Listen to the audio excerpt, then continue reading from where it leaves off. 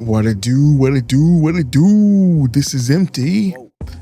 So the recent Star Citizen Tech Talk, I stumbled across it because I woke up early in the morning and I just so happened to log on to Twitch and was able to watch the entire Tech Talk.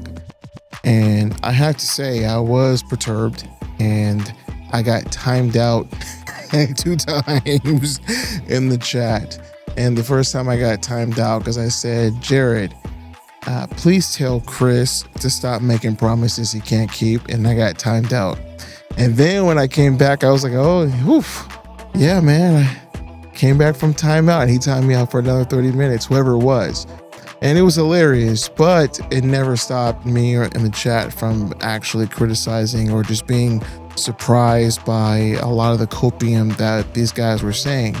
In February, 2024 to 2026, 63.8% increase in daily average users and stuff like that. March, 50.2%. April, 59.8%. May's always a big month for us. It was a modest increase of 14%. Because May and November always draws everybody back and whatever. Never had a problem getting people in May and November. And then in June, I responded in the chat and I said, that's the past, bro. I give you guys $1,700. Before we continue, I just want to make sure all the viewers understand that this is a fair use video. Make sure YouTube understands this is a fair use video. And I am expressing my First Amendment right. Now, with that out of the way, this is what I felt when Jared said that. What more do you want from me? Oh my God. Oh my God. Oh my God.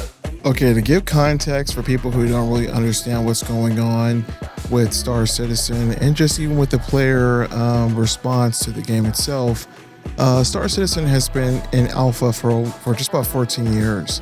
And the recent patch has been having a lot of major issues, mechanical issues in the game. And it's to a point where it's getting old when people can use the excuse of saying it's an alpha. It's an alpha, you're expecting more than that. But here's the thing, they sell us stuff that's broken in the game.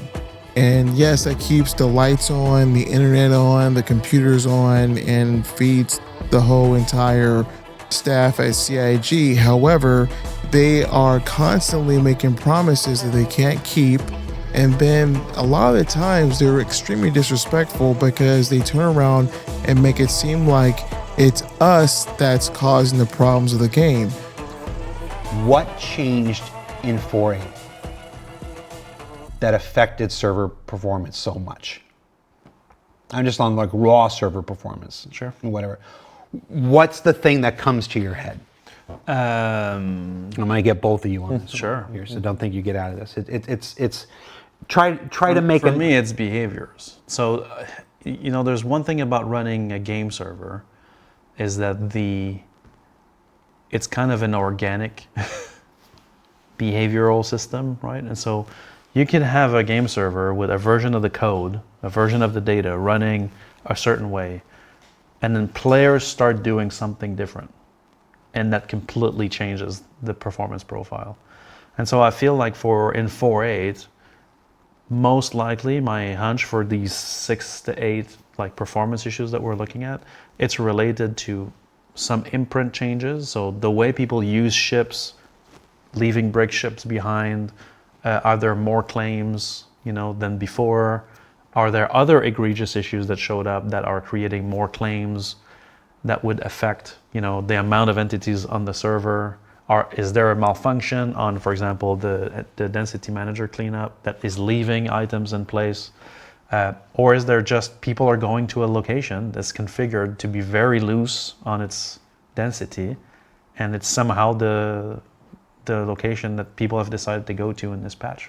So sometimes the performance profile of the game servers changes just based on behaviors, not on like, oh, we changed something. You're blaming in the backers. No, I'm blaming the features that cause behavioral changes. Now, here's the thing, you guys. I made sure not to paraphrase or change up the words of these people on that panel. I want to make sure that I am criticizing what they're saying based on what they are saying. So I noticed that, you know, there's a lot of politically correct terms like behavioral choices. And then he talked about organics. First of all, the game is ones and zeros. For the longest, these guys have been promoting Star Citizen as a sandbox. Last time I checked, they've been saying this is a sandbox and, you know, this is what it is. We're building a MMO where you could basically, you know, enjoy a space simulator. And ironically, it's not built to be a space simulator / sandbox because it's penalizing the players for doing things within the confines of the mechanics of the game. So again, the disrespect that I see is that these programmers think they're smarter than us. Yeah, they're smarter when it comes to being able to program a game, but literally this is a moment. This is the same exact moment that Neo had with the Architect in Matrix Reloaded. Remember that scene?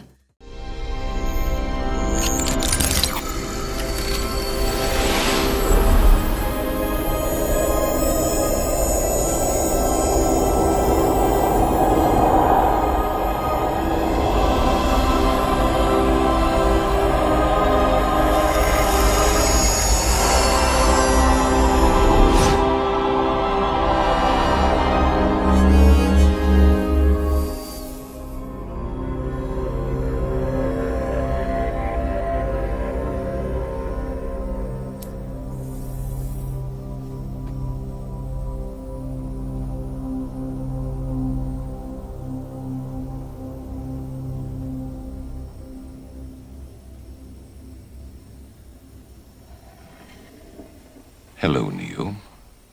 Who are you? I am the Architect. I created the Matrix. I've been waiting for you. You have many questions, and though the process has altered your consciousness, you remain irrevocably human. Ergo, some of my answers you will understand, and some of them you will not.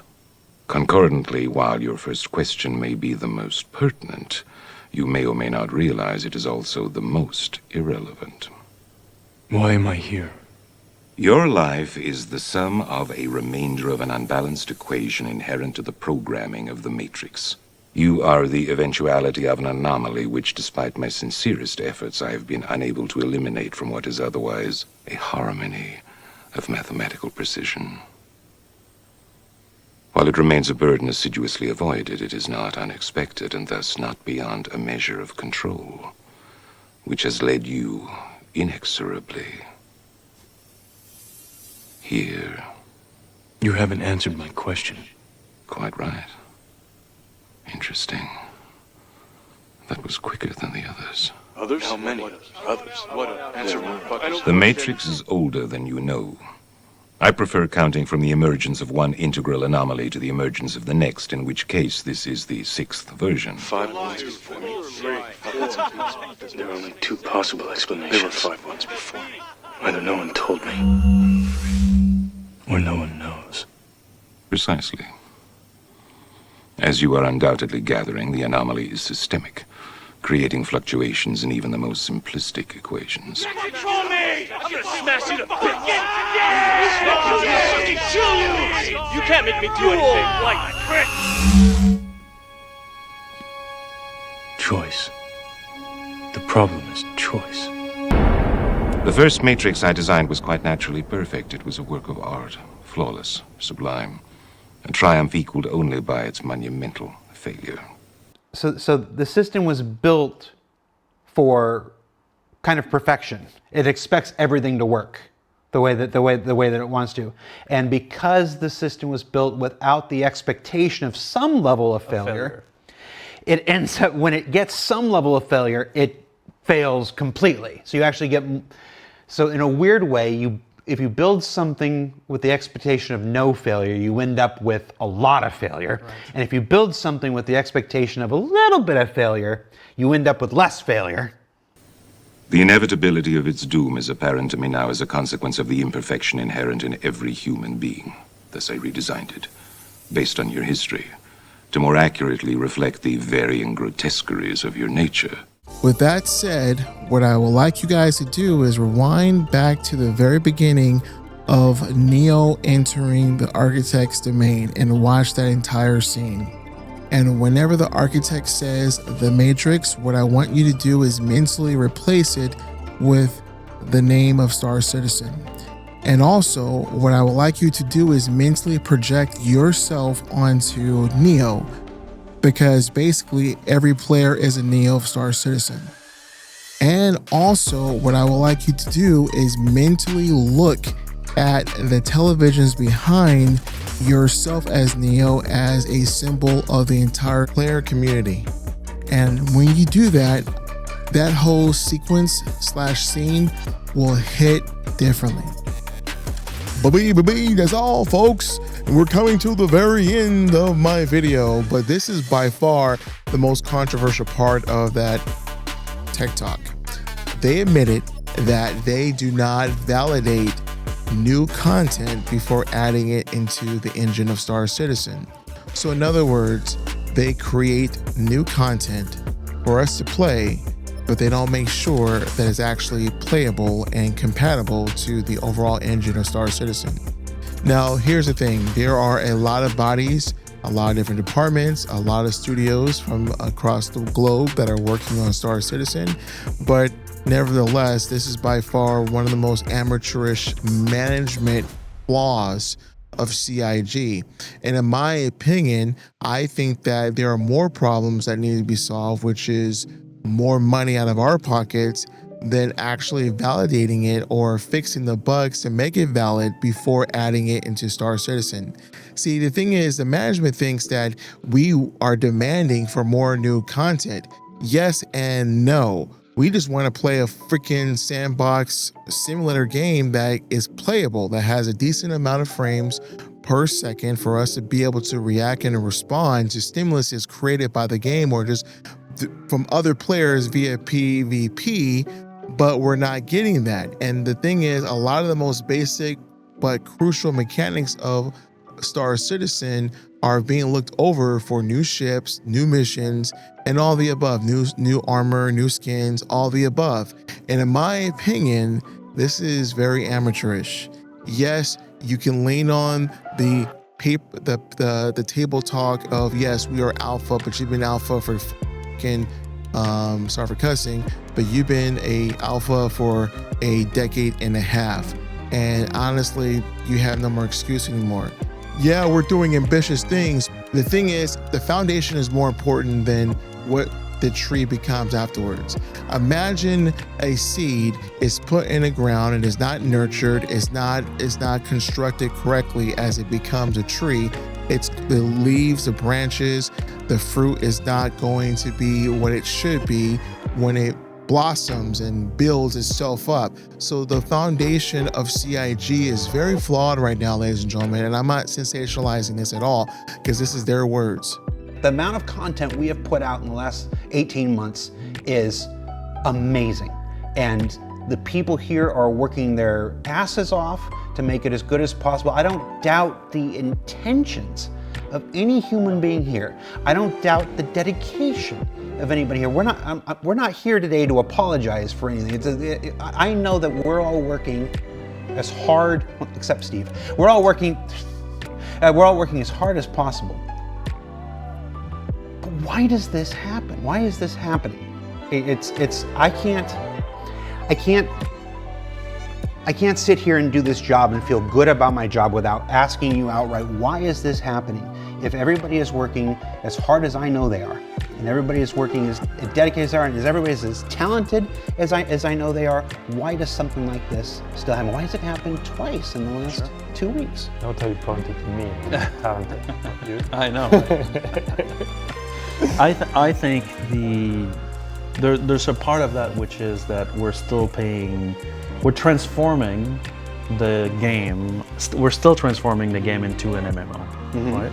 We're still in the process of taking a game that used to run on a single server in now obviously a server mesh, which that's working, but the game systems need to expand as well. And if you add the content pressure on top of that, right, of getting content into the game, releasing it at the same time, stabilizing it, hardening it, and features that come in and do the inverse. New features come in and they destabilize the systems. Without stronger guardrails that also need to evolve with this, that's where we ended up. And so I think that, to be honest, I think at this right now, we're outpacing our ability of verifying everything that's being added to the game. And this is where we need to put a lot of our energy at the moment, is to put in those guardrails so that, you know, the check-in that would cause this crash issue, right? Those are identified at this point. And so it's all about adding these validation frameworks to prevent that from happening and keeping the data stable and fully validated. Now, that sounds, well, why didn't you do that before, right? You're not saying that there were no guardrails in place. No. There are guardrails in place, but they're not keeping up with the pace. Correct. Yes, exactly. Like we create more content and more features than we have time to add guardrails and to prevent these cases. All right, you guys. So I'm not mixing up people's words. I'm letting the video play. Okay. And the thing is that they say they have guardrails, which is, you know, preventative measures, but clearly the management is telling them to push beyond that and get more content in the game. And the content that's being put in the game has a $sign behind it because, you know, obviously companies want money. But Jared, I'm gonna say this, man, I don't know you personally. I'm not gonna say you're a bad person or something like that. The same way that you think that you're not supposed to apologize to the customer base is not supposed to say thank you because we're saying thank you with our money. So again, the level of disrespect that I see is the fact that we're supposed to stand at attention, give our hard-earned cash, and then whenever we criticize them, rightfully so, these guys get upset and then make it seem like we're the problem. They said we're the problem that's creating some of the errors based on how we play. For a very long time, these people were calling themselves MMOs and calling themselves sandbox. You're not a sandbox. We've always have known that that was the potential of the game. But you can't call yourself that unless you're fully that. You can't say you won the race if you're still running the race. You can't say you have you won the race and you got the gold medallion or whatever the hell they call it, and then you're still running the race. The fact of the matter is, ladies and gentlemen, is that we are in an age where game developers can run to other countries and not have to be scrutinized by certain laws. And then over time, they get so emotionally invested in a product that they are promising to the world technically, and they can't even have guardrails enough to say, you know what, we need to slow down. We were overspending in this department or overspending in that department. Let's make this game a stable game, and then each new content that we create, we will make sure that it's compatible to the engine. I want to give a shout out to everyone that took the time to watch this video. God bless. And here's the thing. I'm currently a Star Citizen player, but the thing is that I am seeing so much disrespect to a point that I don't understand why it's even warranted. And the thing is, at the end of the day, this is a management problem. I know Jared is playing both sides. Whenever he does TikTok, he appears like he's the voice of the people, and then he's the voice of CIG at the same exact time. So, you know, you really can't get the full, you know, transparency of a company when the very liaison between both sides is employed by the other side. And the thing is that when he looks frustrated, I look beyond that. I look at as performative, no disrespect to Jared. But the thing is, you're in no position to really speak on the behalf of the customer/player community.